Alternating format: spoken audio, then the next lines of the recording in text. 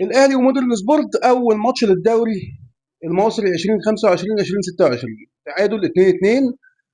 الاهلي في حاجات انا مش فاهمها بتحصل دلوقتي في الملعب. طول الماتش انا بتفرج، الاهلي الشوط الاولاني الماتش وحش جدا جدا جدا، مفيش اي فرص، مفيش اي حاجه خالص. محمد شريف موجود وكانه مش موجود، كل اللعيبه اللي في الملعب اصلا غايبه. طيب بدات باحمد رضا وقفشه ومحمد برمضان، فين ديانج يا ريس؟ فين ديانج؟ ديانج احسن لعيب نص ملعب، انا ما اعرفش انت بتقعده لمين، يعني انت مقعده ليه؟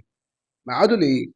يعني انا مع احترامي لحضرتك يعني يا مستر ريبيرو، لو جوارديولا بيدرب النادي الاهلي وما حطش ديانج في نص الملعب انا هقول عليه ما بيفهمش.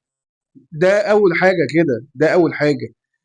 قفشه عمال يقبل ميس باص طول الماتش وغيرته ماشي.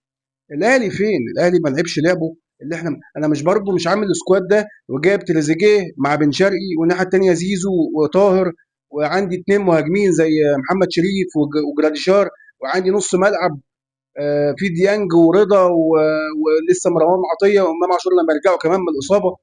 عندي نص ملعب ورمضان، عندي لعيبه جامده جدا في نص الملعب. انا مش عامل السكواد القوي قوي ده علشان خاطر انا اتعادل مع مودرن سبورت، مع احترامي ليهم يعني. انا مش عامل السكواد القوي ده علشان اطلع 2-2 وكمان هم كانوا متقدمين عليا 2-1 وخسران كمان، وانا اللي متعادل. واللي يجيب الاهداف كور عرضيه، زيزو لعب واحده لاحمد رضا جابها هدف، والكره الثانيه برضو عرضيه وياسين مرعي برضو جابها هدف التعادل. اما يكون الراجل مساك اللي ورا هو اللي يطلع يجيب الكره العرضيه، دي حاجه كويسه واضافه وكل حاجه.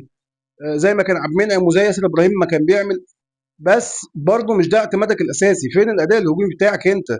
فين المهاجمين وفين الاطراف بتاعتك؟ انت لا عارف تخترق من العمق، ولا عارف تعدي من اليمين ولا من الشمال ولا اي حاجه خالص. محمد هاني برضه ما فيش عرضيات، ما فيش شغل معمول من الباكات كويس. ليه كده يعني؟ مش ده اللي احنا مستنيينه من النادي الاهلي. بدايه زي الزفت.